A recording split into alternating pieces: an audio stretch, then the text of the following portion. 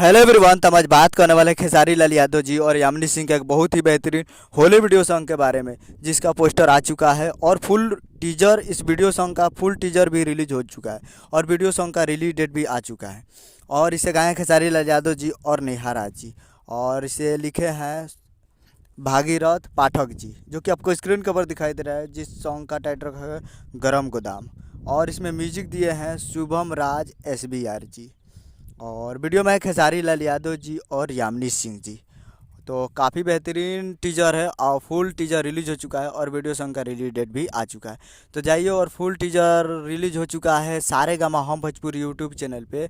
कुछ देर पहले, 4 मिनट पहले फुल टीजर आ चुका है और वीडियो सॉन्ग रिलीजिंग ऑन 13 फरवरी को एट 7 AM पे सारेगामा हम भोजपुरी यूट्यूब चैनल पे, यानी 13 तारीख को सुबह 7 बजे फुल वीडियो सॉन्ग सारेगामा हम भोजपुरी यूट्यूब चैनल पे आपको देखने को मिलेगा। और वीडियो में है खेसारी लाल यादव जी और यामिनी सिंह। उम्मीद कर रहा हूँ कि वीडियो अच्छा लगा तो चैनल को सब्सक्राइब, बेल आइकन प्रेस कर दीजिए, ताकि ऐसे खेसारी लाल यादव जी के लेटेस्ट न्यूज लाते रहे। और वीडियो अच्छा लगा तो एक लाइक कर दीजिए। मिलते हैं अगले वीडियो में, तब तक के लिए जय भोजपुरी।